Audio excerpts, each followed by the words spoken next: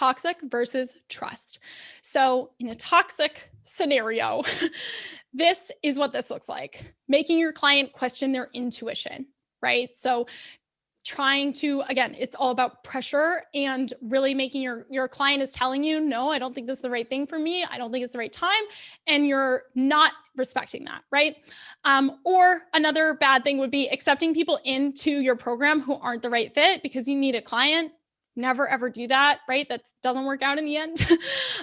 Pushing someone when you know that they aren't the right fit for your program, or even finding out new information that then makes it clear that now is not the right time, but you're pushing for enrollment anyway. So for example, we might accept someone into the program and then we're in conversation with them. And in that conversation, we, like in the DMs or something, in that conversation, we learn new information that we are totally empowered to say, you know what, now that I know that, extra context, I really appreciate you telling me that.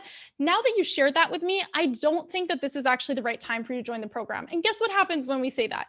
People are so grateful. People are so thankful that we're honest and that we're standing in that integrity and we're genuinely being like, hey, I really appreciate you sharing more details and context. Now that I have all this information, I actually don't think you should join the program until December. I think that'd be a better time for you. Or, I think you should join next year when you've got XYZ in place. Like, we will always make sure that we're only working with people that we genuinely think we can help. And so if you find out new information, you can always feel empowered to be like, back off a little bit and be like, oh, okay, well, maybe it's not the right time for you to enroll, but let's find a time to check in the future. And we'll give you the scripts for that in the next presentation of how to check in with people if they've chosen to enroll in the future. Okay, trust. Right? In the empowering enrollment experience, it's all about trust. So we need to trust that the client knows how to make the best decision for themselves. We need to give the client all the information needed to make a decision and then let them have time to think it over, right? So we give them video and text and pages and diagrams and visuals and videos that they can watch of what the program looks like, and they can see it all laid out, and then give them time to look through it, right? Give them time to process and to take notes and to ask questions, right? The client knows what they need, so believe them, right? But it's important for you to be there to answer all the questions throughout the enrollment process, regardless of the outcome.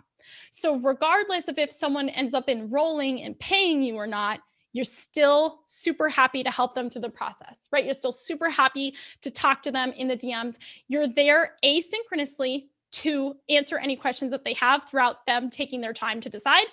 And then one of the I think this is a little more nuanced, but part of this is finding that space between fear and growth with the client and not pushing them, but finding the real line between fear and growth and asking questions to get there. So sometimes you can see the client's potential more than they can even see it for themselves. And I've heard this from a few of my clients where they're like, I never believed I could do, the high ticket hybrid process. I never thought I would have a high ticket program. Mariah saw something in me that I couldn't see in myself until after I had done it. And so sometimes I think it's like, you go to bat for people because you see a potential in them that they may not even see for themselves. But this is very nuanced, right? So you need to check in with your intuition here. You need to check in with your gut and say, am I pushing, or am I just like really holding space for this person's fullest potential? And I know that I can help them and I really see this for them. And so I am going to find the line there, pushing them a little bit to their growth, but still trusting that ultimately they're going to make their best decision. Okay. And the best way to do that is by asking a lot of curious questions. We're going to talk about that in the next session. So the fix here is ask questions, get curious, see everyone's fullest potential in them, but trust that they're going to make the best decision with your support and guidance.